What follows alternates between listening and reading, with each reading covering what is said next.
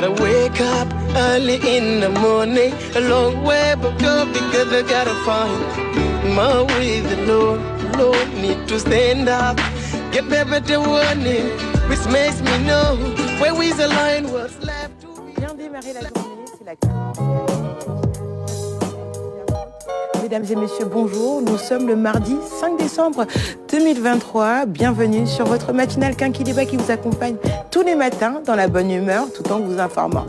La principale chronique qui nous accompagne ce matin, c'est celle de Radi Littérature. Elle sera accompagnée de Sarah Louia Senghor qui dressera dans une poignée de minutes les différents profils qui nous accompagnent ce matin. Nous sommes en direct sur la Une, mais également sur nos différentes plateformes digitales, la page Facebook Kinkeliba, la page Facebook RTS. À présent, je vais accueillir l'équipe qui m'accompagne ce matin, Sarah Louia Senghor, Radi et nos invités de ce matin.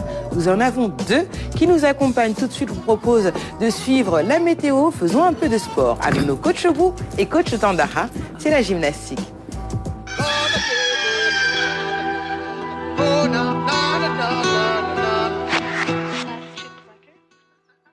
Mesdames et messieurs, bonjour à tous. C'est notre deuxième capsule de la semaine. Alors, cette deuxième capsule de la semaine, mesdames et messieurs, le coach Bou, dans la gym personnalisée, il sera question de renforcement des genoux. Alors, vous le savez, le genou, c'est aussi une diarthrose. Évidemment, c'est une articulation très, très mobile. Mais là, il va falloir aussi les genoux. En tout cas, c'est vrai qu'il faut aussi les renforcer. Ce renforcement est important. Alors, une capsule dédiée à Special Olympics Sénégal, puisque vous le savez, le Special Olympics Sénégal, aujourd'hui, avec justement cette grande manifestation, c'est vrai que là-bas, du côté du King Fahd, et que, on va dire bonjour surtout, eh bien, à la directrice exécutive, il s'agit bien sûr de Raja Djourissi et à tous les enfants, à tous les parents de Special Olympics Sénégal. Alors, cette capsule, c'est à vous. Et tout de suite, je vais laisser la parole au coach Bou. Bonjour mesdames et messieurs, nous sommes là encore ce mardi pour présenter notre capsule qui va porter sur le renforcement du genou. Comme vous savez bien, le genou qui est compris entre l'ischio-jambier, entre le quadriceps et en même temps le mollet. Donc d'où l'importance de renforcer ces trois parties-là, ces trois groupes musculaires pour pouvoir avoir un renforcement au niveau de vos genoux.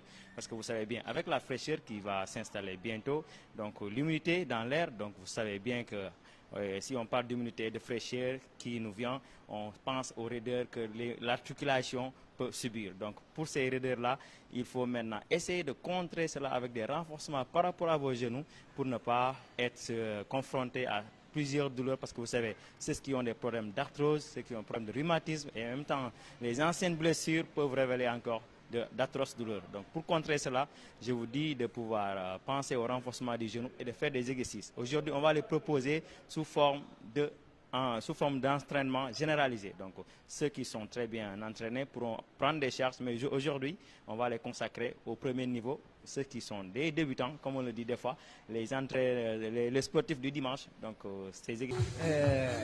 des moniteurs et des moniteurs chefs de sport, et donc décidément, comme on dit, l'exercice étant terminé, eh bien, avec le coach Bou. Alors c'était ça qu'on vous a proposé comme l'entraînement par rapport au renforcement du genou. Donc ça va vous aider à avoir une certaine mobilité, de pouvoir, même si vous avez des douleurs, d'adoucir ces douleurs-là. Donc c'était ce qui est intéressant et important par rapport à ce renforcement. On vous dit juste à demain Inch'Allah dans nos prochaines capsules et très bonne fin de journée à vous qui nous suivez. Voilà, merci coach Bou, merci encore une fois. Alors, mesdames et messieurs, quant à vous, j'espère que vous avez bien aimé. C'est vrai que cette gym personnalisée du coach Bou, alors je le disais tout au début, le Special Olympics à l'honneur. Demain, évidemment, une discipline, sinon une fédération affinitaire qui a donné beaucoup de satisfaction au Sénégal et au plan mondial. Tenez-vous bien. En tout cas, merci à eux, les Special Olympics, et surtout avec les enfants. Vous avez bien retenu, mesdames et messieurs, le renforcement des genoux. Et vous le savez, les jambes, il faut les travailler. Alors, pourquoi les jambes? Vous savez, eh bien, 50% des nerfs du corps transitent au niveau des jambes. 50% des vaisseaux sanguins, évidemment, au niveau des jambes. Et il faut dire aussi que pour avoir un bon retour veineux. Mais là aussi, mesdames et messieurs, vous le savez, la plupart du sang transite du côté des champs. Alors, mesdames et messieurs, merci coach Bou, encore une fois. Alors, le rendez-vous demain, Inch'Allah. Continuer à faire du sport tous les jours, c'est bien pour la santé. Sarah m'accompagne ce matin. Bonjour, comment vas-tu? Bonjour ma chère Anta, très Ça bien va réveillée, oui. Bien réveillée ce matin? Oui, avec les exercices du coach. Radi, comment vas-tu? Ça va très bien.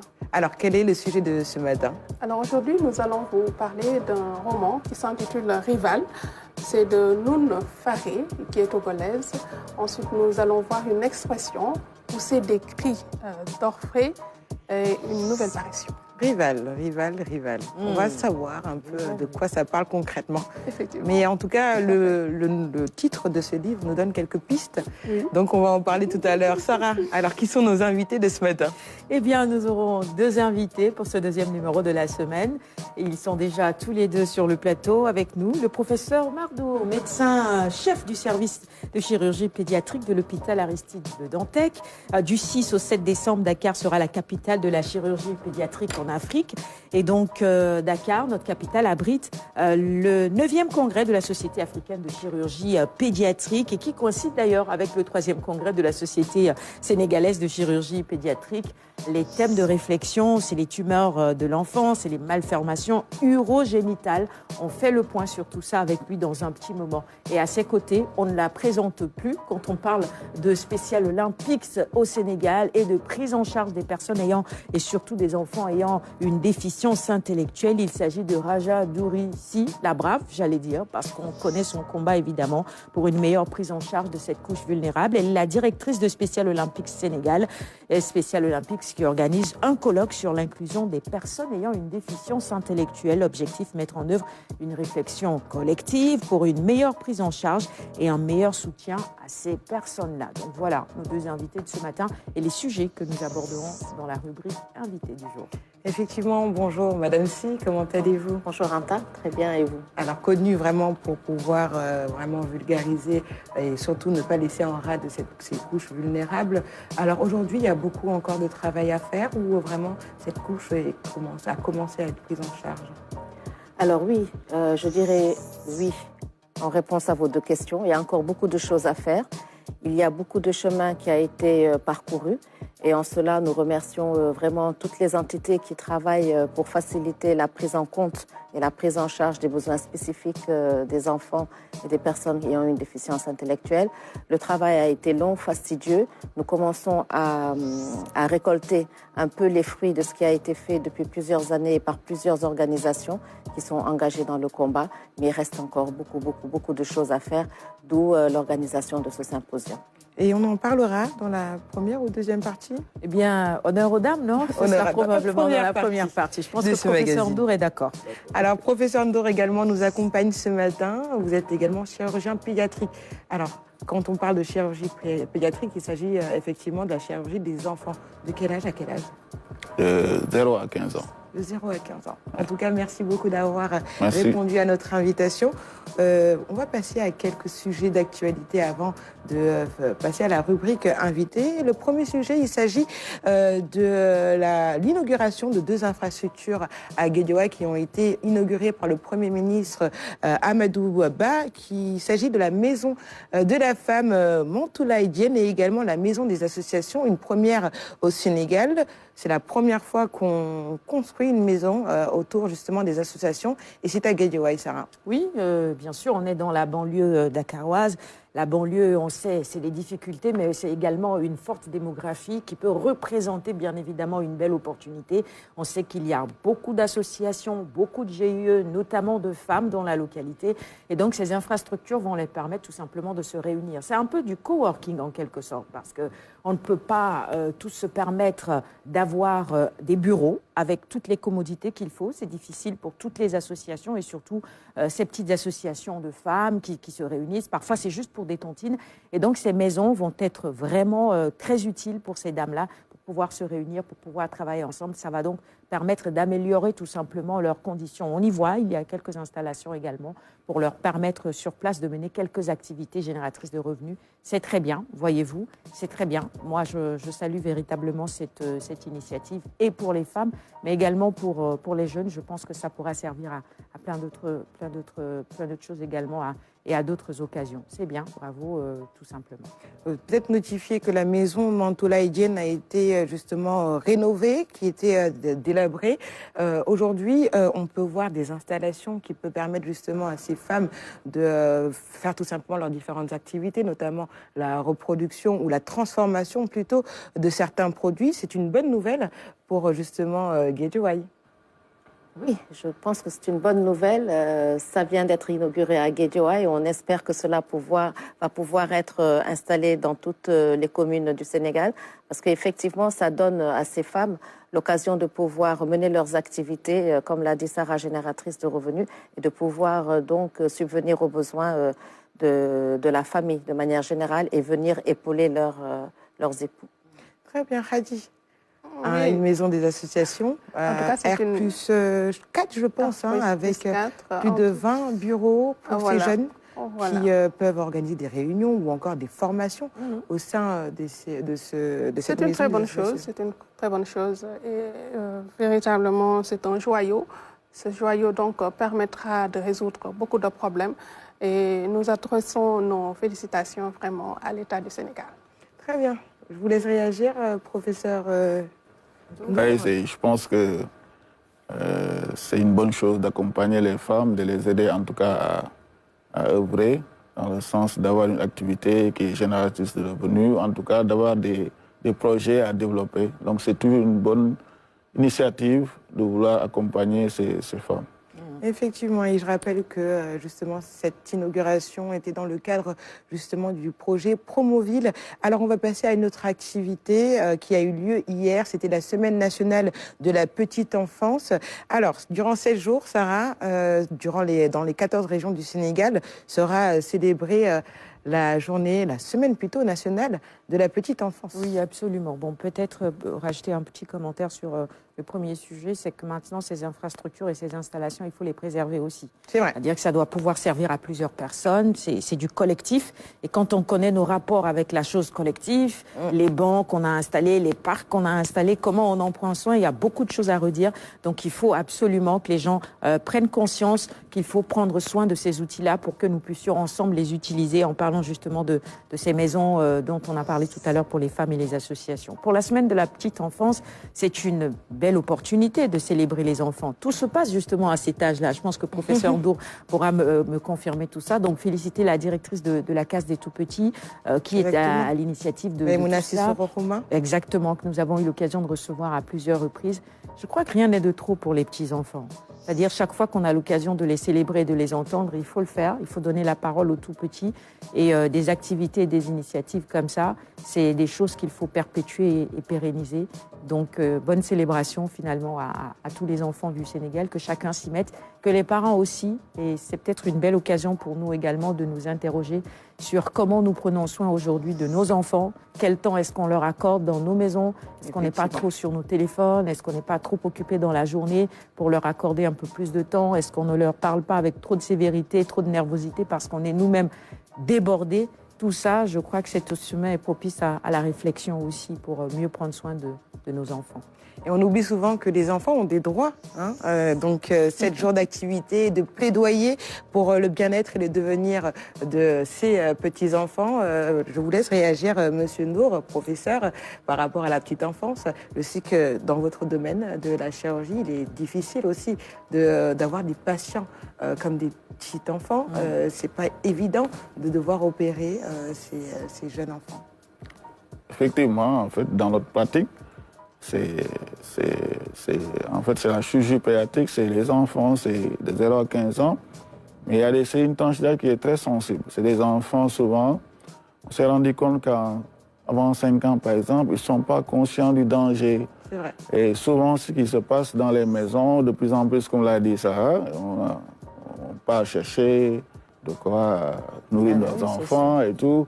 Et on s'est rendu compte, avec notre pratique, qu'il y a beaucoup moins de surveillance à la maison. Et on se rend compte qu'il y a beaucoup, par exemple, de cas de traumatisme qui se passent, par exemple, dans les maisons parce que les enfants sont laissés à leur sort. Et puis, souvent, il n'y a pas de surveillance. Et donc, c'est ce qui fait qu'après, on se retrouve avec beaucoup de problèmes. Donc, je pense que c'est bien d'avoir une semaine pour sensibiliser, en tout cas, informer sur les risques et surtout insister sur la surveillance des enfants. Comme vous l'avez dit, ils ont des droits également, donc il faut les encadrer. Voilà, il faut les respecter. Et les encadrer. Alors le thème de cette année, c'est l'éducation à la paix de la petite enfance. On va passer tout de suite à la rubrique littérature, juste après le jingle.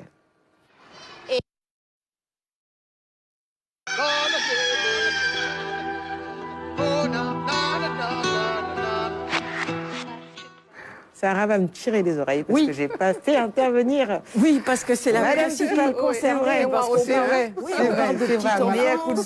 mais vraiment, et la tranche la plus sensible, c'est vraiment les enfants à besoins spécifiques qui ont des droits aussi et qu'on oublie. Et qui sont souvent marginalisés. Oui. Exactement, vous avez tout dit. Et pour nous, ce thème justement de l'éducation à la paix pour la Semaine nationale de la petite enfance, est pour nous un thème important. Parce que c'est quand on est tout petit qu'on peut formater, entre guillemets, les enfants, leur apprendre des valeurs importantes pour la famille, pour la société, pour la communauté, pour la nation. Et donc, dès le bas âge, si nous leur apprenons ce que c'est que la paix, comment préserver la paix, nous leur apprenons à accepter la différence. Et quand on accepte la différence, on accepte d'autres enfants de la même tranche d'âge, mais qui ont d'autres aptitudes. Je ne dirais pas qui ont des aptitudes inférieures, mais qui ont d'autres aptitudes différentes. Et ce brassage, ce maillage entre les enfants dits normaux et les enfants à besoins spécifiques, c'est quelque chose qui produira à terme une société ouverte à l'autre, ouverte à la différence. Et ce thème nous interpelle beaucoup. Et à Special Olympics, d'ailleurs, nous avons un programme spécifique pour les tout-petits, dès l'âge de 2 ans, où on leur apprend justement à échanger avec leurs camarades. Ce sont des travaux, des activités sportives, de préparation au sport, où nous avons des jeunes avec handicap et des jeunes sans handicap. Déjà à cet âge-là, ils apprennent à se connaître les uns les autres et ils apprennent ensemble à développer leurs aptitudes sportives. Donc la petite enfance, c'est crucial, c'est primordial. Absolument. Il ne faut pas la laisser de côté, c'est essentiel. C'est tellement important ce qu'elle dit, Anta, que dans nos écoles aujourd'hui, on parle de harcèlement scolaire. Vous savez à quel point certains enfants peuvent être cruels en voyant d'autres enfants différents. Or, à la base, à la petite enfance, si on arrive à travailler cela, à créer la cohésion, la paix, leur enseigner comment accepter l'autre et les différences, je crois qu'on créerait de meilleures sociétés. C'est un véritable fléau dans certaines écoles. Il y a beaucoup d'enfants qui souffrent du regard de l'autre et de la stigmatisation. C'est vrai. Et il y a dans certaines écoles qui, justement, on peut avoir tout type d'enfants. Et ça permet justement ce maillage, ça permet également cette solidarité entre justement tous ces enfants-là et l'acceptation les uns des autres. Alors, peut-être te faire réagir, Radi, avant de passer à ta chronique, la tranche de la petite enfance très importante. Tout à l'heure, Madame Si le disait, c'est pendant cette période-là qu'on inculque toutes ces valeurs à ces enfants. Alors tout à fait.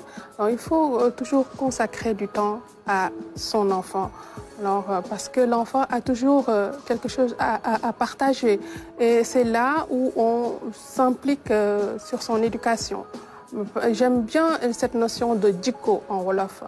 Diko, caractère. Voilà, diko qui signifie donc diko. On le dit, diko, ça veut dire on sème la graine chez l'enfant. C'est vrai. Voilà, donc il faut prendre le temps de l'écouter, de l'approcher pour pouvoir donc parfaire son éducation. Très bien. Et l'ouvrage Rival, il ne parle pas de petite enfance, on est d'accord? Bon, en quelque sorte. En quelque sorte, très bien. Finalement, les sujets se rejoignent. Alors, les Rivales sont les petits-enfants maintenant? Il y en a beaucoup. Ah oui? Il y en a. Alors, tu nous parles justement de Rival, de Noun Faré. Tu nous parles de l'auteur. Voilà, alors c'est une journaliste et écrivaine togolaise. Donc ce roman est préfacé par le président de l'Association des écrivains de Côte d'Ivoire, José Guédo. Parle-nous un peu de l'œuvre. Alors, c'est un roman polyphonique, je dirais, de 154 pages, paru aux éditions Awoudi. Et c'est une histoire, je dirais, chaotique, dirais-je. que je m'en vais donc vous raconter. Alors, dans ce roman, il ne s'agit pas de rivalité entre femmes et femmes, entre deux femmes, donc qui s'arrachent pour les faveurs d'un homme. Mais surtout, c'est plutôt une rivalité entre mère et fille qui se déchire. Alors, pourquoi tant de haine? Parce que tout simplement, la mère a été violée par son propre père. Et de là est issue une fille du nom de Leka, qui est le portrait craché donc de son père, d'ailleurs, qui est son grand-père. Alors là, la mère, Élise, donc, elle humilie sa fille, elle l'agresse, elle la hait parce que tout simplement, elle voit le portrait de son violeur. Alors, la fille, donc, quitte la maison et tout. Maintenant, elle se donne au mari de sa mère, tout simplement. Son beau-père? Voilà, son beau-père.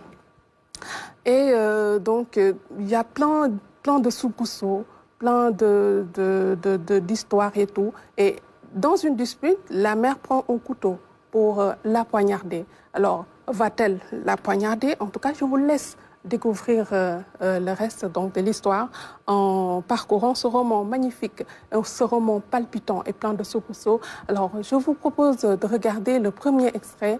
L'auteur revient sur les 3 thématiques majeures de son ouvrage. Regardons.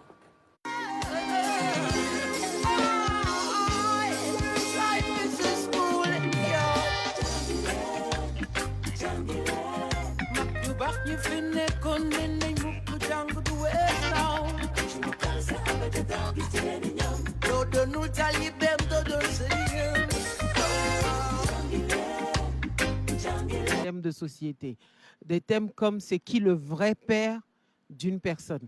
Est-ce que le vrai père, c'est la personne qui a enceinté la mère, ou bien c'est la personne qui a veillé sur un enfant, qui l'a vu grandir, qui l'a soutenu quand elle était malade, quand elle ne se sentait pas bien, etc. Est-ce que c'est la personne qui a accompagné l'enfant de sa naissance jusqu'à ce que l'enfant ne devienne un adulte, ou bien est-ce que c'est celui qui a donné la graine biologique pour en faire un enfant? C'est une question. L'autre question, c'est comment on traite la question du viol et de la parentalité dans nos familles africaines. Je ne sais pas ce qu'il en est au Sénégal, mais sur la côte africaine, la question du viol familial est très protégée. Ça dit souvent, quand le violeur vient du siècle familial, on couvre le délit.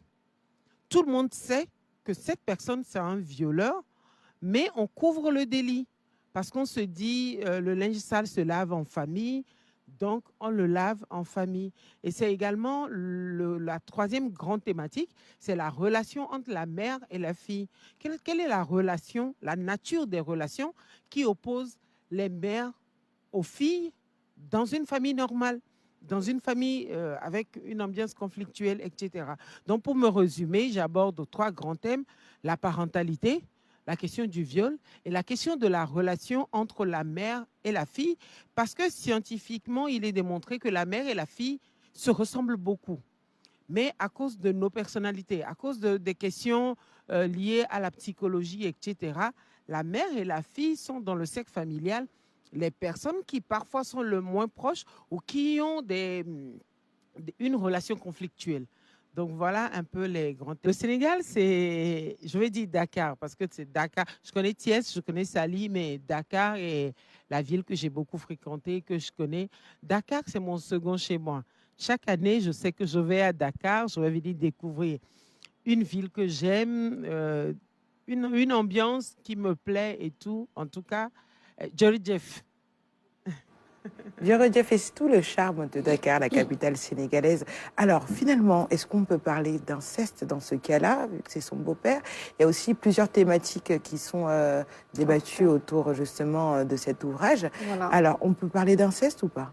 Si, on peut parler d'inceste. Donc, entre dispute, scandale et sans, l'auteur nous transporte dans une thématique incestueuse qui est le viol. Et les conséquences d'un viol sont désastreuses.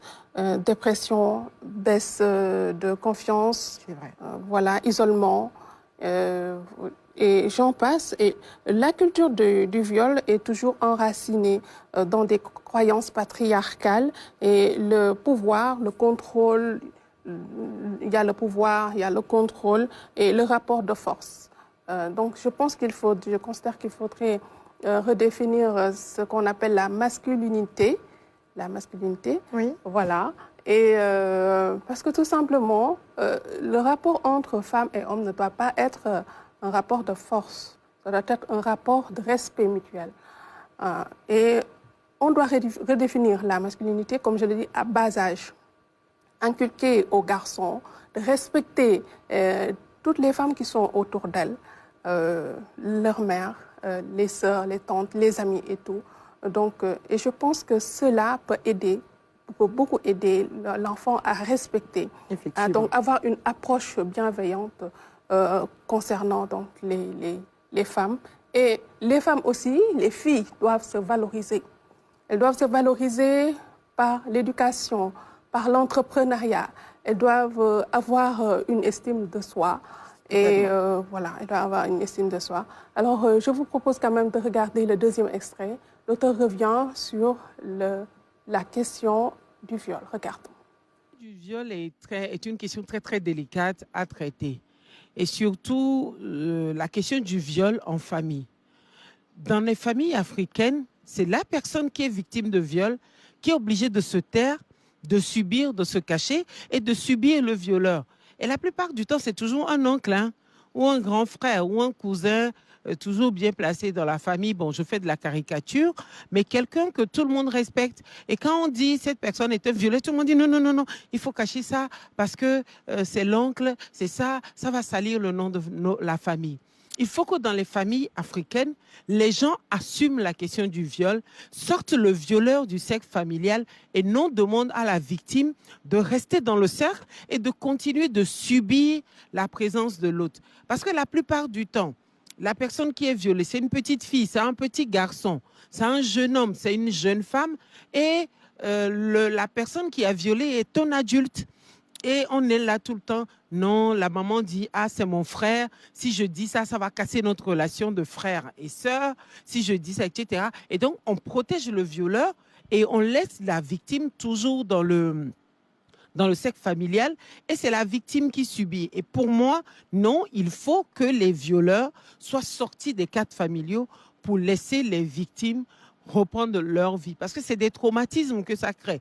Et chaque jour que tu vis un traumatisme, que quelqu'un t'a violé, parfois même, la personne n'a pas violé une fois. La personne a violé une fois, 5 fois, 10 fois et continue de le faire sous la bénédiction, entre guillemets, de toute la famille parce que personne n'a le courage de dire celui-ci c'est un violeur, il faut le sortir du cadre de la famille. Pour moi, la chose radicale à faire, quand il y a un violeur dans un cercle familial, c'est lui qu'on éloigne de la famille, c'est lui qui devient le paria et non la victime qui devient un paria et qui est obligé de subir la personne qu'elle a violée et la personne qui l'a violée et de continuer par vivre des traumatismes au sein de cette famille-là. Alors, beaucoup de sujets. Alors, je vais faire peut-être intervenir le professeur Ndour. Aujourd'hui, la victime a des séquelles physiques, mais également psychologiques. Et malheureusement, les victimes ne sont pas suivies. Ils n'ont pas de suivi psychologique après certains viols subis en famille. Ouais. Effectivement, j'ai bien suivi son truc. Mais en fait, nous-mêmes dans notre pratique, c'est quelque chose à laquelle on est confronté. Parce que souvent, ça se passe dans l'entourage immédiat de la famille. Comme elle l'a dit, c'est un parent proche. Et souvent, même quand on parle aux parents qui amènent l'enfant, des fois, par exemple, ils ne veulent pas amener l'affaire en justice. Et donc, comme vous l'avez dit, l'enfant va rester avec ce traumatisme psychologique. Il va voir la personne, peut-être qu'ils sont dans la même maison ou dans le quartier, et qu'il va vivre avec ça. Maintenant, ce soutien psychologique, je pense des fois même pose problème parce que si les parents ne l'acceptent pas, s'il n'y a pas de dénonciation, l'enfant est laissé à son propre compte. Il n'y a pas de suivi. Nous, des fois, on insiste pour qu'il y ait quelque chose allant dans ce sens, mais des fois, les parents se braquent carrément. Et donc, ça pose problème. Et maintenant, s'ils l'acceptent en ce moment, le suivi psychologique, je pense que devient facile. Et l'enfant peut-être peut, au fur et à mesure, oublier, ou en tout cas avoir moins de séquelles, parce que des fois, on s'est rendu compte que si vous allez peut-être dans les pays développés, il y a beaucoup de cas de suicide, parce que quand ils ne se portent pas après, c'est des cas de suicide qui surviennent. Et c'est vrai, Madame Si, c'est pas évident dans certaines familles. On voit souvent de peur de pouvoir dénoncer ou de penser au qu'en dira-t-on. Aujourd'hui, ces victimes sont finalement livrées à eux-mêmes. Oui, et comme on disait tout à l'heure, on ne respecte pas les droits des enfants. Parce que si on respectait les droits des enfants, on dénoncerait ces cas-là. Or, on préfère mettre un couvercle là-dessus et dire l'enfant peut s'en sortir, ce qui est totalement faux, parce que les séquelles resteront à vie. Et on préfère protéger la personne adulte qui a violé l'enfant. Et je trouve que le thème choisi, développé dans ce livre, est d'actualité, puisque nous sommes actuellement dans les 16 jours d'activisme contre les violences basées sur le genre. Et ça, c'est totalement, comment dirais-je, représentatif de ce que certaines femmes peuvent subir et vivre et ne peuvent pas l'exprimer. Donc, merci vraiment d'avoir soulevé ce point-là. Et concernant les enfants également, surtout les enfants qui ont eu un handicap intellectuel, une déficience intellectuelle, elles peuvent être victimes de ce genre de pratiques sans pouvoir s'exprimer, sans pouvoir le dire. Et là aussi, comment dirais-je, les conséquences sont démultipliées. Et souvent, quand ça arrive, les parents ne veulent pas porter plainte. Et ça, c'est difficile parce qu'on sait et on voit ce qui se passe. Il est impossible de réagir tant que les parents ne se lancent pas, ne sont pas prêts à faire la première démarche d'aller vers donc la justice. Ça peut être compliqué, honnêtement. C'est très compliqué, hein, Sarah, aujourd'hui. Quelle serait peut-être la solution? Pouvoir sensibiliser, pourquoi pas, les parents autour de cela, les victimes. Et un autre point également qui a été mis en exergue dans ce livre, c'est la rivalité aussi entre une mère et son enfant. Oui, tout à fait. Je veux dire qu'il y a plusieurs thèmes et thématiques dans cet ouvrage. On pourrait en débattre pendant 90 minutes, que cela ne suffirait pas. Je crois que professeur Ndour, même parfois dans la pratique chirurgicale, on vous emmène parfois des enfants qui ont été violés avec des conséquences physiques qu'il faut réparer. Ça doit être des moments très douloureux et j'imagine traumatisants pour vous également. Mais comme vous l'avez dit, quand les parents eux-mêmes ne veulent pas porter plainte, ne veulent pas emmener l'affaire en justice, eh bien, les autres, que peut-on faire finalement? C'est la grande question que l'on se pose. Au Sénégal, il y a une loi qui criminalise aujourd'hui le viol. Mais encore faudrait-il que l'on dénonce. Et on sait que dans nos cercles familiales, généralement, dans ce genre de situation, on préfère cacher, voiler la face, protéger le violeur plutôt que la victime. Continuer à sensibiliser, bien sûr, c'est la bonne stratégie. Rappeler aux gens que la victime n'est pas coupable. Elle ne doit pas, évidemment, être celle qui subit, mais c'est plutôt le violeur qu'il faut sanctionner. Et quand on sanctionne, il faut que ces violeurs-là, quand ils vont en prison, qu'ils y restent aussi véritablement. C'est-à-dire qu'on ne négocie pas derrière pour que très rapidement que ces personnes-là soient libérées. Donc, c'est différentes étapes sur lesquelles il faut agir aujourd'hui. Dans le cercle familial, malheureusement, on sait que ce qui est raconté dans cet ouvrage est vrai dans certains cas. C'est des parents eux-mêmes, parfois c'est des pères qui violent leur propre fille, comme dans cet ouvrage-là. Une fille, une vie complètement brisée. Ça crée des rivalités forcément parce que, comme elle l'a dit dans l'ouvrage, la maman, en voyant son enfant, voit plutôt son violeur à chaque fois, le portrait de son violeur. Donc pour moi, c'est deux victimes qui s'affrontent malheureusement. On aurait pu dire victime au lieu de rival, comme titre à ce livre-là, tout simplement. Deux victimes, tout simplement. Elles sont toutes deux finalement victimes, hein, on peut le dire ainsi. Effectivement, elles sont toutes deux victimes et c'est vraiment regrettable. Voilà, bon, on ne peut rien dire d'autre. Tu as une note de lecture à nous proposer? Oui, une note de lecture à la page 14. Regarde-toi. On dirait un fil de guitare prêt à se casser, tellement des mains l'ont peloté. Tu te crois belle? Tu t'es regardée? J'étais plus belle que toi. Tu te crois intelligente, belle, épanouie? Tu ne vaux rien. Même pas les ordures que tu balais comme une chaîne en chaleur. J'avais continué ma tâche. Je le connaissais déjà, ce monologue de ma mère. Je pouvais même le réciter en même temps qu'elle. C'était devenu amusant. À force de l'écouter débaltérer, j'avais fini par croire qu'elle avait vu le jour en même temps que tous les mots méchants du monde. Des mots très forts, Sarah, forcément. Oui, des mots très forts, des mots...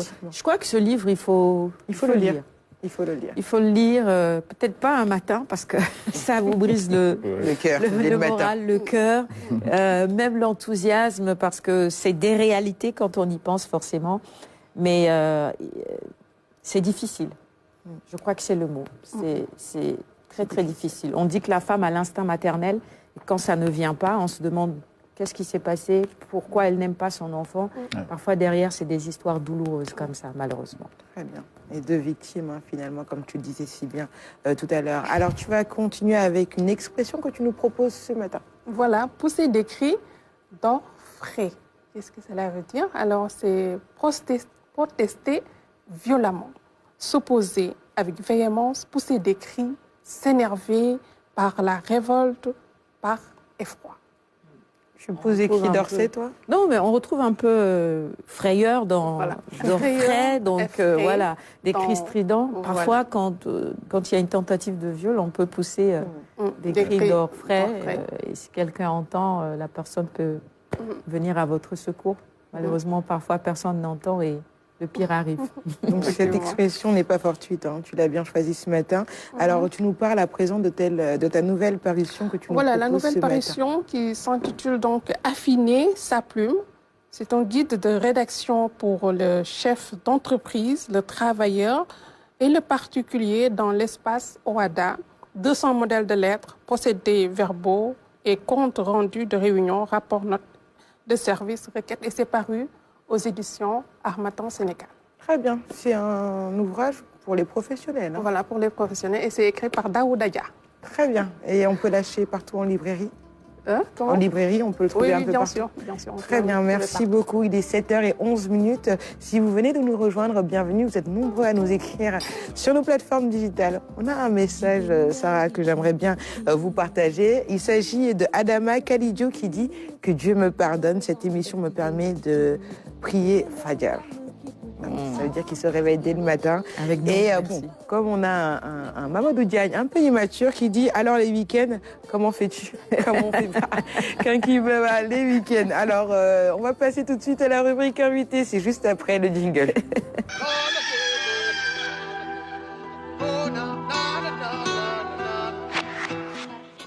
Alors, on passe à la rubrique invitée. On commence avec Raja Diorissi, qui est la directrice de Special Olympics Sénégal. Elle est venue nous parler de l'organisation internationale qui organise un colloque sur l'inclusion, Sarah. Tout simplement, oui. Et, bon, entre parenthèses, Diane, il faut que tu reviennes vite. Hein. Ça fait trop longtemps qu'il est absent du plateau. C'est vrai qu'il est en formation, mais c'est vraiment la chronique high-tech et puis tout ce qui est le numérique aussi. Donc, tu nous manques et on t'attend sur ce plateau de la matinale. Le sujet de Khadi, il y a un lien véritablement avec ce dont on va parler tout à l'heure, parce qu'on parlait également de petite enfance. Vous le disiez tout à l'heure, à Jadourissi, parfois certains enfants souffrant de déficiences intellectuelles, victimes parfois de viols, ne peuvent pas s'exprimer. Et donc pour les parents, encore une fois, important de surveiller davantage les enfants dans les maisons. Ça me permet de vous interroger sur ce que vous faites au niveau de Special Olympics et représenter encore une fois cette structure à nos téléspectateurs qui, pour certains, peut-être ne la connaîtraient pas.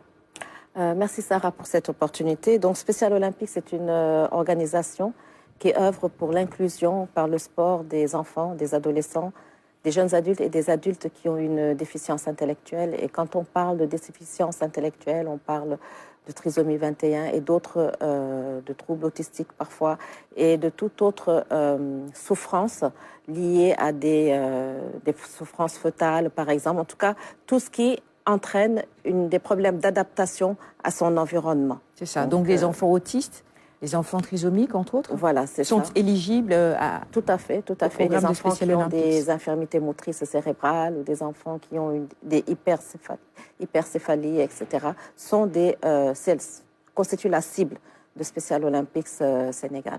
Donc nous faisons du sport, qui est vraiment notre cœur de métier, mais nous développons également d'autres projets et programmes pour ces enfants. Un programme de santé, je suis toute heureuse de rencontrer professeur Ndour, parce qu'on a un programme de santé justement qui permet de dépister certaines maladies avec des consultations médicales gratuites que nous faisons avec des professionnels.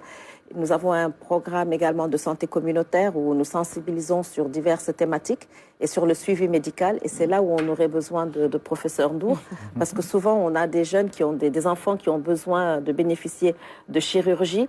Et voilà, parfois on ne sait pas à quelle porte de frapper. Donc Sarah, Kenkeliba, vraiment merci pour cette opportunité que nous allons saisir. Et nous développons également un programme pour la jeunesse, toujours dans la continuité de l'inclusion. L'inclusion, on la démarre quand on est tout petit, on la poursuit quand on est jeune, quand on est adolescent, où nous avons des programmes et des projets qui sont organisés pour l'ensemble de la jeunesse, avec et sans déficience intellectuelle. Donc nous avons un projet Play Unified qui est mené justement avec les jeunes dans les écoles pour faciliter l'éducation inclusive, l'insertion scolaire. Pour nos athlètes, nos jeunes, on les appelle des athlètes, ce sont des sportifs, ce sont des champions. Absolument, et ils nous ont ramené beaucoup de médailles d'ailleurs. Ils nous ont ramené beaucoup de médailles. Tout dernièrement à Berlin, nous sommes rentrés avec 12 médailles. Donc nous avons un conseil des athlètes qui est constitué d'athlètes leaders. Et donc eux aussi, nous les formons pour qu'ils soient eux-mêmes les porte-parole de leurs droits, les porte-parole de l'association, et ils mènent le plaidoyer. Et nous avons également des projets que qu'ils mènent eux-mêmes, les athlètes, en binôme avec un jeune sans handicap. Nous avons pu ainsi faire mener des projets sur la sensibilisation contre la Covid, sur le digital. Nous avons 2 athlètes qui sont aujourd'hui membres de l'équipe média de Special Olympics parce qu'on les a formés sur la prise de photos et de vidéos. Nous travaillons également sur la nutrition. Nous avons des athlètes qui sont des messagers sur la nutrition, c'est-à-dire que elle a compris le concept de ce que c'est qu'avoir une alimentation équilibrée, qu'elle applique pour elle-même, mais elle encourage ses camarades également à avoir une alimentation équilibrée. Donc pour dire vraiment, on a une palette d'activités pour faciliter cette inclusion sociale que nous prenons, pour faciliter l'autonomisation de nos jeunes, pour qu'ils soient des citoyens, des jeunes comme les autres, sans aucune différence. C'est-à-dire que le sport reste bien évidemment l'activité de prédilection, mais à côté, il y a d'autres activités également qui sont menées pour permettre, comme vous l'avez dit tout à l'heure, à ces enfants d'être tout à fait autonomes. C'est ça. C'est à cela que vous travaillez. Exact. La demande, elle est forte forcément, mais comment vous faites justement pour trier, pour choisir? J'imagine que ça ne doit pas être évident. Alors, on ne trie pas, on ne choisit pas. Tous ceux qui sont concernés, qui ont un handicap intellectuel, sont les bienvenus à Special Olympics. C'est ainsi que nous avons pu détecter 3000 jeunes à travers le Sénégal. Les 14 régions du Sénégal? Non, nous ne sommes pas encore dans les 14 régions. 3000 dans 8 villes. D'accord. Dans 8 villes, donc ce qui veut dire que... Lesquelles, s'il vous plaît? Nous sommes à Dakar, nous sommes à Mbour, à Thiès, à Saint-Louis, à Kaolack, à Ziguinchor, à Bignona, à Kolda et tout récemment à Foundiougne. Avec des bureaux sur place? Nous avons des antennes sur place. Nous avons des antennes sur place. Nous n'avons pas encore de bureaux. Nous n'avons pas encore ce que nous appelons les maisons de Special Olympics pour pouvoir donc avoir un lieu où on peut les recevoir. Mais nous faisons nos activités les dimanches matin de 9h à 11h, les activités sportives dans les terrains sportifs et les stades qui sont mis à nos dispositions. Donc à chaque fois qu'on vous sollicite, la porte de Special Olympics, elle est ouverte. Elle est ouverte à tout le monde. Elle est ouverte à tout le monde. Nos activités sont gratuites. Il est hors de question de faire payer quoi que ce soit aux jeunes qui bénéficient de nos activités et aux parents. Tout est gratuit. Comment justement vous organisez-vous en termes de fonds pour pouvoir justement mettre en lumière tout ça, mettre en lumière justement ces jeunes athlètes qui vont compétir et qui représentent quand même le Sénégal un peu à l'international?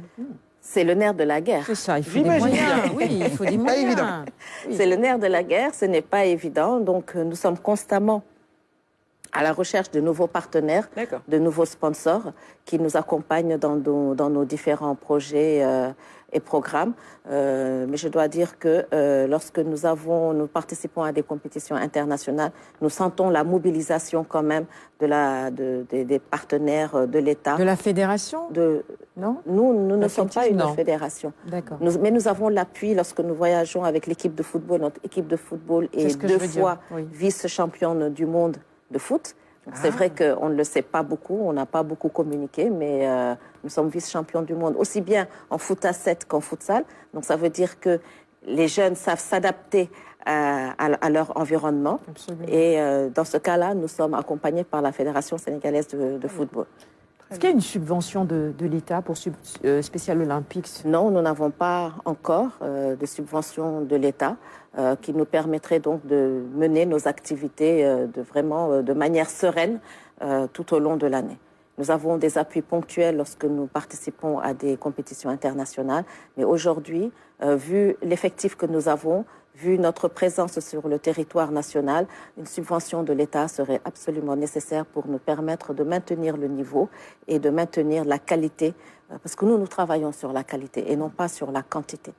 Ce que nous faisons, nous souhaitons le faire bien, donc cela vraiment nous permettrait d'offrir des services de qualité, continuer à offrir des services de qualité à notre cible. C'est plus qu'une urgence aujourd'hui. Oui, ça vous permettrait d'être dans les 14 régions du Sénégal, parce que la demande, elle est partout. Ces enfants, on les retrouve partout. Effectivement, et c'est d'ailleurs un de nos axes stratégiques pour la période 2023 à 2025, qui s'appelle Égalité pour tous.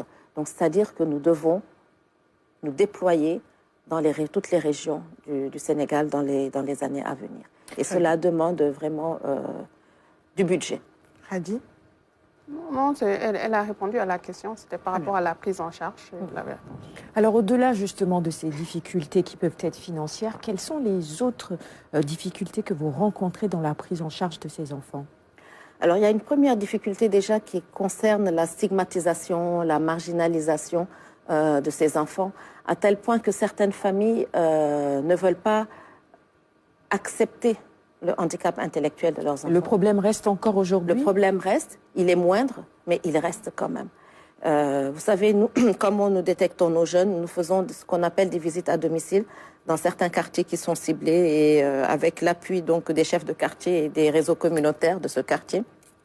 Nous faisons des visites à domicile pour recruter, entre guillemets, en tout cas pour identifier ces jeunes. Et souvent, on est confronté à ce problème de déni des parents.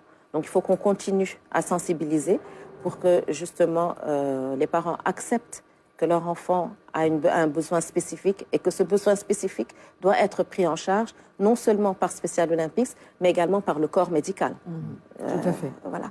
Donc, l'autre difficulté que nous avons concerne effectivement la prise en charge médicale. Certains parents voient que leur enfant a une difficulté, mais ils n'arrivent pas à poser un mot sur cette difficulté. Quel est le handicap de leur enfant?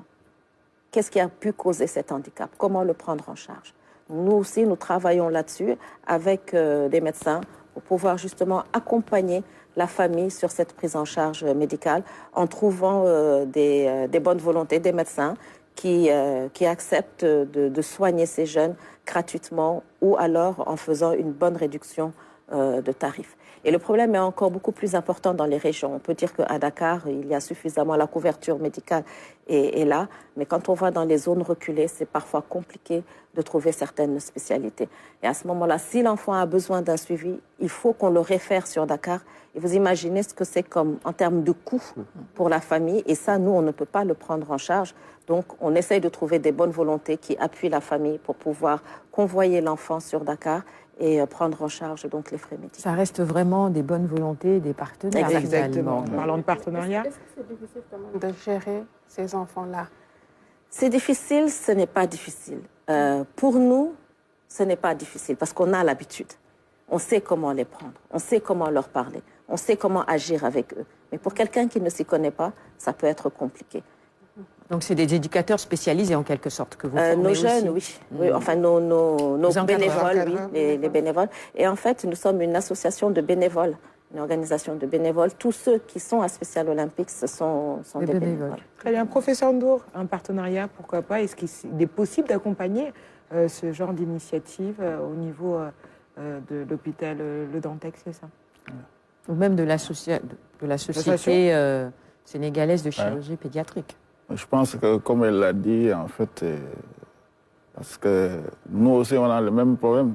Des fois, pour ces enfants qui ont besoin d'un encadrement, d'un accompagnement, des fois, on ne sait pas à qui s'adresser. Parce que même si on prend en charge le volet médical, Après, comme elle l'a dit, le suivi, l'accompagnement psychologique, tout cela, souvent ça pose problème. Et donc je pense que ça tombe bien qu'on se soit rencontrés sur ce plateau parce que, en tout cas, je vous félicite pour le travail que vous abattez et nous sommes disposés à vous accompagner dans ce sens. Je pense que ça soit moi personnellement, mais également dans le cadre de la société, je pense que c'est une occasion pour nous de travailler avec cette association aussi, pour vous accompagner parce que, comme elle l'a dit, souvent, en fait, on va pour ces enfants qui ont des problèmes, les parents qui viennent consulter, mais quand on veut poser un acte, ils refusent carrément l'acte parce que, comme soi-disant, c'est pas la peine.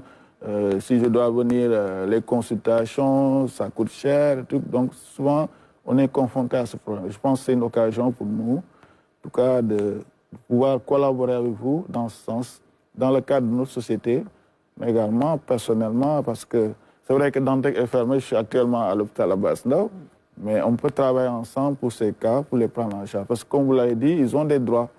Ils ont le droit d'être soignés quand ils en ont besoin. Mais souvent, des fois, le problème, c'est surtout les parents qui refusent certains soins, comme soi-disant c'est coûteux, ou bien ça ne vaut pas la peine, le déni comme on l'a dit. C'est ça. Et donc je pense que, en tout cas, nous, on est disposés à vous accompagner dans votre activité. Ça, c'est une excellente nouvelle. On va finir avec le symposium maintenant. Les objectifs de ce symposium que vous organisez, les dates également. Alors, les dates, c'est le 6 et le 7 décembre, demain et après-demain, au King Fahd Palace Hotel. Donc, l'objectif, c'est de réunir des experts nationaux et internationaux. Et nous allons réfléchir pour faciliter la mise en place de leviers et de partenariats pour promouvoir justement l'inclusion des personnes qui ont une déficience intellectuelle. Apprendre des autres, ce que nous souhaitons par ce symposium, c'est échanger, apprendre des autres et voir ce qui se fait ailleurs, comment on pourrait le dupliquer, le répliquer en tenant compte de nos réalités locales ici au Sénégal. Et donc nous allons discuter sur 5 thématiques. La thématique sport, c'est notre cœur de métier. La thématique santé, qui est vraiment quelque chose que nous avons développé également à Special Olympics, mais également l'éducation inclusive. Aujourd'hui, nos jeunes veulent aller à l'école, ils le disent, ils le crient. L'insertion et la formation professionnelle, on l'a évoqué, Sarah, vous l'avez évoqué en début d'émission. Oui, ce sont des jeunes adultes. Ils veulent, comme leurs camarades, avoir un métier, travailler, se sentir épanouis, se réaliser par le travail. Et ils le disent souvent également parce qu'ils ont vraiment une forte conscience de la famille et aider leurs parents, comme le font tous les jeunes du Sénégal qui travaillent. Eux aussi, ils veulent apporter leur pierre à l'édifice. Et bien entendu, la problématique des filles et des femmes qui subissent une discrimination cumulative, étant filles et étant handicapées. Donc tout cela va faire l'objet de ces échanges pendant 2 jours et nous allons donc à l'issue rédiger un livre blanc sur la déficience intellectuelle et présenter aux autorités les recommandations qui seront issues de ces échanges. Très bien, vous avez beaucoup de questions sur les plateformes digitales. Ah oui, vous allez y répondre sans doute dans la seconde partie. Binta Bokoum a une question par rapport aux mesures qui sont prises pour ces enfants qui ne subissent pas de viol, quand on sait que leur handicap les rend plus vulnérables. Elle veut sans doute dire qu'ils subissent peut-être des viols. D'autres questions, notamment de Diatou Alissène, également de Sougou. Je vous les poserai dans la seconde partie de cette émission. On va tout de suite passer au clip du jour. Juste après, on se retrouve. Une petite pause musicale. 7h39, on va avancer sur le conducteur. Si vous venez de nous rejoindre, bienvenue. Vous êtes nombreux à nous écrire sur nos plateformes digitales. Diatou, Alicène, Soda, Gay, Dramé qui dit bonjour à toute l'équipe de Kinkeliba. Merci pour ce magazine de qualité. Merci à vous pour la fidélité renouvelée à ce magazine. Sarah, tout de suite, on passe à la rubrique invitée, juste après le jingle.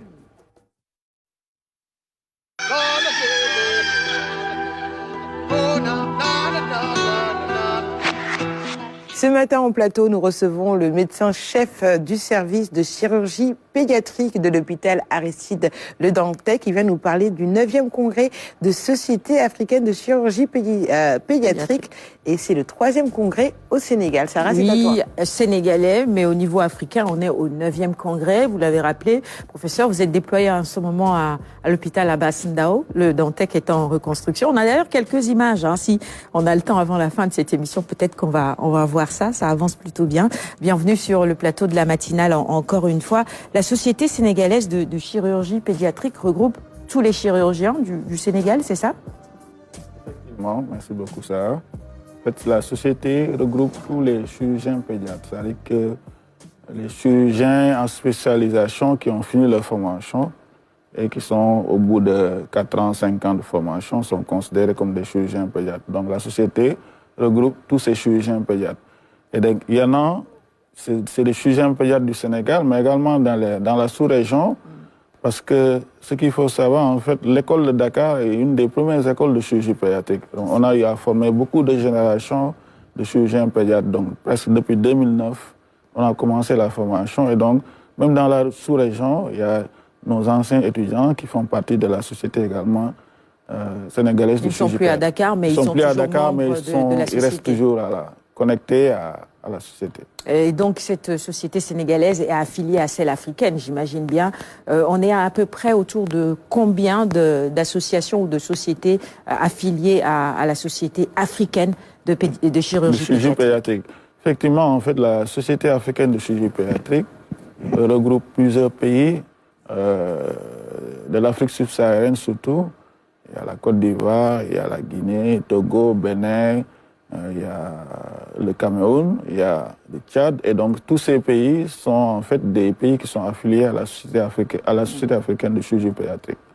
Donc, c'est pas cependant tous ces pays qui ont des formations en chirurgie pédiatrique, mais quand même, il y a beaucoup actuellement, parce qu'avant, le problème qui se posait, c'était d'avoir des spécialités. Et donc, il y en a de plus en plus, ce qui fait qu'il y a beaucoup de sociétés actuellement de chirurgie pédiatrique qui sont formées dans ces différents pays. Et donc, on s'est regroupé pour former la Société africaine de chirurgie pédiatrique et qui nous permet d'échanger au cours de ces congrès ou ces rencontres scientifiques. Et justement, c'est Dakar qui accueille le 9e congrès. Pourquoi Dakar? Est-ce que c'est une présidente tournante? Comment est-ce que cette société est organisée? Et pourquoi Dakar accueille ce 9e congrès? Comme vous l'avez dit, en fait, c'est une société tournante. Donc, chaque 2 ans, il y a une société qui organise. La dernière fois, c'était au Cameroun. Donc, c'est Dakar actuellement qui détient la présidence de la Société africaine de chirurgie pédiatrique et qui va organiser cette année le congrès de la Société africaine de chirurgie pédiatrique. Donc, toutes les 2 années, il y a une société qui organise. Tout simplement. Revenons maintenant sur le thème retenu pour cette 9e édition. C'est les complications des tumeurs, c'est aussi les malformations urogénitales. Est-ce à dire qu'il y a des difficultés particulières au niveau de la prise en charge de ces pathologies-là? Est-ce qu'on doit s'inquiéter ou pas? En fait, les thèmes qui ont été choisis sont des thèmes d'actualité. Par exemple, comme on dit classiquement, il n'y a pas de chirurgie sans complications. Donc, toutes les chirurgies, on dit même le fait d'enlever une petite plaie ou en tout cas de soigner une petite plaie au niveau de la main peut comporter des complications. Et donc, les complications en chirurgie, c'est ce que nous vivons tous les jours dans notre pratique. Et donc, le fait d'échanger par rapport à ces complications nous permet, par exemple, d'améliorer la prise en charge de ces pathologies chirurgicales. Les tumeurs de l'enfant, en fait, c'est également un thème d'actualité parce que la prise en charge est très difficile, elle est très coûteuse. Et notre principale difficulté, c'est souvent le retard diagnostic ou le retard à la consultation parce que c'est des enfants, des fois, qui viennent tardivement. Ils ont leur pathologie qu'ils traînent. Et quand ils viennent, souvent, c'est en stade très avancé. Quand on sait que les tumeurs, des fois, en stade, la prise en charge, elle est très, très compliquée, voire impossible. Donc, on a toujours ce problème, malgré le fait que, quand même, de plus en plus, on a ici à Dakar une unité qui s'occupe de l'oncologie pédiatrique, avec qui nous travaillons en étroite collaboration, mais on a toujours des difficultés, soit sur le coût, soit sur le retard de prise en charge. C'est pourquoi nous avons choisi de parler de ce thème. Le 3e thème qui porte sur les malformations urogénitales, en fait, ces malformations urogénitales, souvent, pose problème parce que déjà il y a des problèmes de diagnostic. Des fois, ce n'est pas diagnostiqué du tout, ou bien des fois, c'est diagnostiqué tardivement. Et parmi ces malformations urogénitales, il y en a une qui fera l'objet d'une table ronde. C'est ce qu'on appelle les anomalies de la différenciation sexuelle. C'est souvent les enfants qui ont, quand vous les regardez, ils ont un morphotype, par exemple, d'un garçon, mais génétiquement, ils font fille. Et donc, même dans les organes génitaux externes, quand vous regardez, des fois, ça fait fille. Et donc là, la difficulté, c'est de les orienter vers un sexe oui. d'élevage ou en tout cas un sexe définitif. Et cette prise en charge, la prise en charge de cette anomalie, elle est pluridisciplinaire. Il y a plusieurs spécialités qui tournent autour de la prise en charge. C'est pourquoi nous avons choisi une table ronde qui permettra à ces différentes spécialités de donner leur point de vue sur la prise en charge de cette anomalie. C'est des enfants qui naissent avec les deux sexes, finalement, Voilà. en tout cas Bon, les deux caractères. Classiquement, on dit deux sexes, mais bon, c'est souvent un sexe, mais il y a ce qu'on appelle le sexe génétique. Ensuite, il y a morphologiquement ce que la personne ou l'enfant présente. Souvent, on peut voir quelqu'un, il a un morphotype qui fait garçon, mais quand on voit les organes génitaux externes, on voit que ça fait beaucoup plus fille. Ou des fois, maintenant, génétiquement, dans le sang, il a les gènes d'une fille ou d'un garçon. Et donc, ce qu'on appelait avant ambiguïté sexuelle, dans l'ancienne dénomination, c'est que maintenant, on a changé, on parle de variation du développement sexuel. Alors, est-il possible de régler ce problème-là? Il y a des cas qui ne sont pas très compliqués à prendre en charge parce que des fois, l'anomalie génitale, elle n'est pas très compliquée. Donc, on peut prendre en charge. Le choix même de l'orientation sexuelle, elle est plus facile.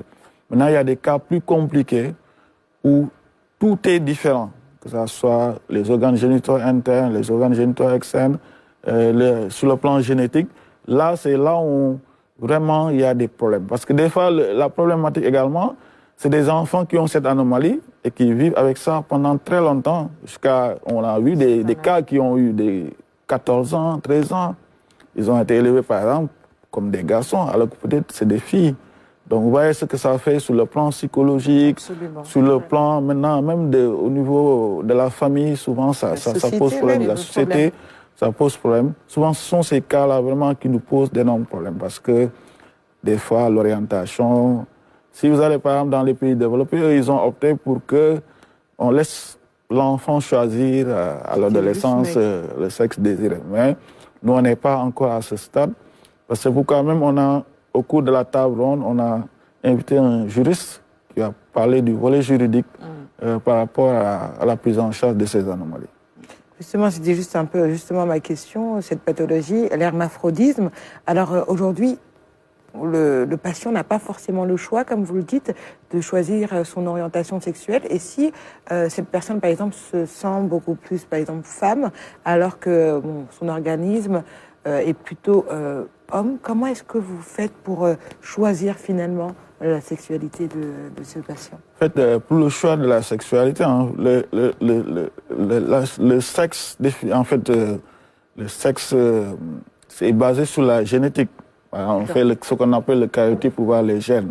Et ce karyotype-là va nous dire que c'est des gènes de filles ou de garçons. Très bien. Et donc, en fonction de ça, maintenant, on tient compte également de la morphologie des organes génitaux externes, et également des hormones. On fait le dosage des hormones et tout cela réuni. Maintenant, on s'oriente vers un sexe. Maintenant, le choix ne nous revient pas forcément parce qu'on implique dans la décision les parents, on discute avec eux parce qu'à un âge, l'enfant ne peut pas dire ce qu'il veut. Maintenant, quand ils sont plus grands, ils sont impliqués dans la décision. Mais en bas âge, on implique quand même les parents. Et c'est pourquoi cette prise en charge, elle est multidisciplinaire, parce qu'il y a des pédopsychiatres qui sont impliqués, on discute avec les parents, on parle avec les généticiens pour voir est-ce qu'il y a des choses à faire, on parle avec l'endocrinologue pour voir est-ce que si on fait ça, ça peut marcher. Et donc, la décision, elle est pluridisciplinaire, bien sûr encadrer et accompagner les parents dans le choix, en tout cas, de notre décision sur le plan médical. Maintenant, on ne peut pas imposer quelque chose aux parents. On fait participer les parents dans la décision du choix que nous avons pensé bien pour l'enfant. Pour le patient. Voilà. Très bien. C'est plus délicat d'opérer un enfant qu'un patient adulte, professeur? Je dirais pas du tout. Si on a l'habitude quand même. On dit classiquement que l'enfant, ce n'est pas un adulte en miniature, mais c'est quelqu'un qui va grandir. Et puis, Maintenant, sur le plan morphologique, les organes sont différents, les tissus sont différents, mais là, c'est beaucoup plus de la douceur. Quand on appelle les enfants, il faut être prudent, il faut faire doucement. Les tissus ne sont pas aussi résistants que les tissus de l'adulte, et donc on y va doucement, en tout cas. Mais quand on a l'habitude, c'est quand même, c'est pas très, très difficile. On va parler maintenant de ces opérations, en tout cas, qui font notre fierté ici au Sénégal. Je veux notamment citer l'opération chirurgicale réalisée à Albert Royer pour la séparation des 2 sœurs siamoises de 11 mois. Ça, c'est des succès, évidemment, à mettre à l'actif de nos chirurgiens pédiatres, mais au-delà aussi de toute une équipe médicale. Dans certains pays, on opère même déjà le fœtus dans le ventre de la mère. Est-ce qu'on pourrait imaginer en arriver là également? Cela pourrait permettre de sauver certains enfants ou même de pallier à certaines pathologies, malformations. Effectivement, c'est vrai que dans les pays développés, ils font ce genre de chirurgie, mais là, actuellement, ici au Sénégal, on n'est pas encore à ce stade. Parce que ça demande beaucoup de moyens sur le plan du plateau technique, d'autant plus que notre problème également pour ces malformations, c'est de les voir pendant la période anténatale, c'est-à-dire avant la naissance. Et on a cette difficulté souvent du diagnostic avant la naissance. Et donc, si le diagnostic n'est pas fait avant la naissance, on ne peut pas faire... C'est le matériel qu'il faut pour détecter? C'est à plusieurs niveaux. C'est parce que l'échographie obstétricale, si ce n'est pas fait par quelqu'un qui est spécialisé dans le domaine ou qui s'y connaît, il ne va pas rechercher ces anomalies. C'est pourquoi on est souvent auprès de nos collègues qui font les échographies obstétricales. Même on participe dans les formations, les séminaires, pour un peu les sensibiliser sur l'intérêt de faire le diagnostic avant la naissance. Ça permet soit de faire un geste avant la naissance, ou en tout cas de démarrer la prise en charge dès la naissance. Et cette chirurgie dont vous parlez nécessite que le diagnostic soit posé avant la naissance. Mais nous, notre gros problème, c'est surtout de faire le diagnostic avant la naissance. Maintenant, le plateau technique, ça demande beaucoup de moyens, c'est ce qu'on appelle des phares. Ça fait partie même de nos sous-thèmes, la chirurgie mini-invasive.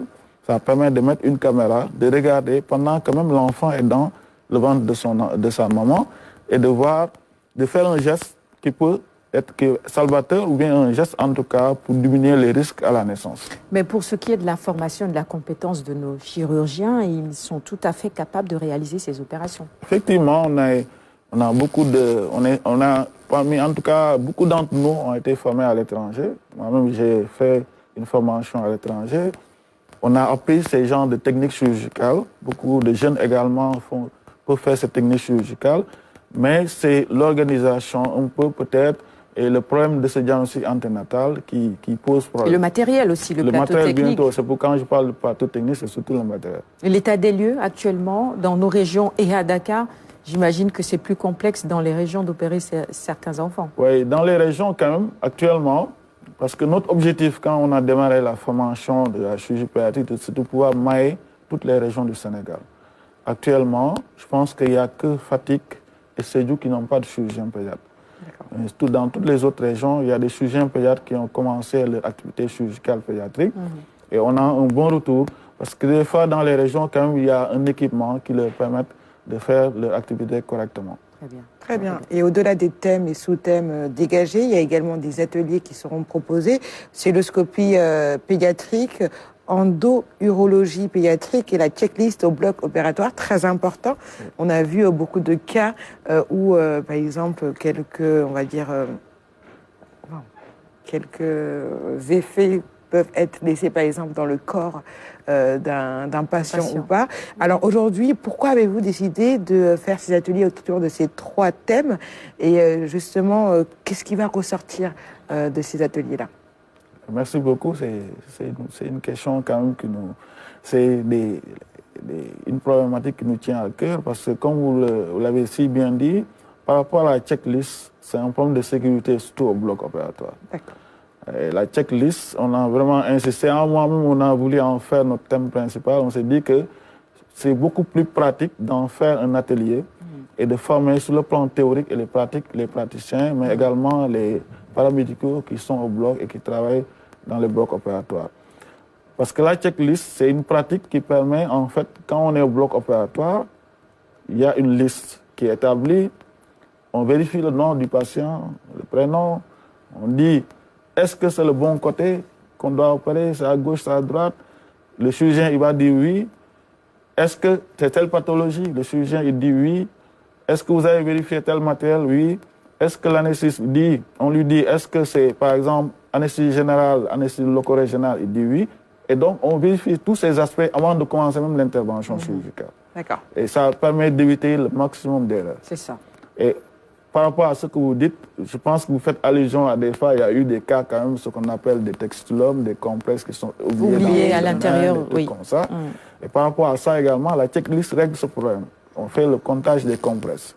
On prend un lot de 10 compresses et l'infirmière dit, j'ai donné 10 compresses. À la fin de l'intervention, on compte avant de fermer l'abdomen que ces 10 compresses sont en tout cas en dehors de la cavité abdominale. Après l'opération. Après l'intervention. Avant de fermer, par exemple, la cavité abdominale, on s'assure que toutes les compresses sont comptées. Très bien. Et donc, c'est une sécurité pour l'intervention chirurgicale. Il nous reste exactement 4 minutes. Hadi, très rapidement, en 1 minute, professeur. En 1 minute. Alors, dans une malformation provoquée, entre guillemets, quand je dis provoquée, c'est par exemple un enfant qui prend de la soude caustique. Est-ce que dans ces genres de cas-là, la chirurgie est difficile? Je pense que j'ai fait autant une émission même sur la sténose caustique ici. C'est également un problème parce que quand l'enfant ingère de la soude caustique, après ça entraîne des dégâts au niveau de l'œsophage. Et donc on s'alimente par l'œsophage, donc tout ce qu'on mange passe par l'œsophage et descend dans l'estomac. Et si la soude caustique a en fait un effet corrosif, ça entraîne en tout cas une inflammation. Après, la principale complication, c'est le rétrécissement du calibre de l'œsophage. Après, maintenant, l'aliment ne passe pas bien. Des fois, on commence par dilater, on met une bougie ou quelque chose pour dilater un peu, pour élargir. Et des fois, ça ne marche pas. Et quand ça ne marche pas, maintenant, il y a une chirurgie plus lourde qui consiste à remplacer des fois l'œsophage. Et ça, c'est vraiment une chirurgie qui dure, c'est coûteux et c'est très difficile dans notre contexte. On n'en a pas encore beaucoup réalisé, mais dans le cadre de l'activité, en tout cas de la Société africaine de chirurgie pédiatrique, il y a des missions qui sont organisées avec des collègues des pays étrangers pour gérer ces genres de sténose caustique qui nécessitent une chirurgie lourde. Très bien. On termine, docteur. Quelles sont vos attentes, les résultats attendus par rapport à ce 9e congrès de Dakar et quelles sont les perspectives de manière générale pour la chirurgie pédiatrique en Afrique? Par rapport à nos attentes, en tout cas, nous attendons à peu près 300 participants qui vont venir un peu partout, de la sous-région, mais également des pays développés. Il y a il y a 2 tables rondes, 2 conférences, il y a à peu près 192 communications orales et 32 communications affichées, ce qu'on appelle les posters. Et donc, au décours de ce congrès, on va essayer en tout cas de mettre à jour nos connaissances dans le domaine et d'échanger sur la pratique de chacun d'entre nous pour essayer d'améliorer la prise en charge des pathologies chirurgicales de ces enfants. Très bien. Merci beaucoup, Roger, deuxième invité de ce matin. D'abord, félicitations pour tout ce que vous faites pour ces jeunes enfants de Spécial Olympique, jeunes et moins jeunes également, puisqu'il y en a qui sont d'un certain âge. Quels sont aujourd'hui, très rapidement, les succès qui vous rendent véritablement fiers, ceux-là que vous pourriez nous offrir un exemple aujourd'hui et qui sont des enfants de Spécial Olympique? Oui, nous en avons plusieurs, mais je vais vous en donner 2, un garçon et une fille. Un garçon qui est arrivé chez nous, Gérard, il avait 6 ans. Aujourd'hui, c'est véritablement l'athlète leader accompli. Il est assistant coach, il s'occupe des tout-petits. Il est, il est le lead de ses camarades. Et c'est un peu, je dirais, leur modèle. Leur modèle de réussite. De réussite. Aujourd'hui, il est capable de venir sur le plateau, parler, défendre ses droits. Et il s'engage même sur une autre cause, c'est-à-dire celle des enfants abandonnés. Donc ça, c'est quelque chose qui lui tient à cœur. Pour dire que pour lui, son cas n'est plus un cas.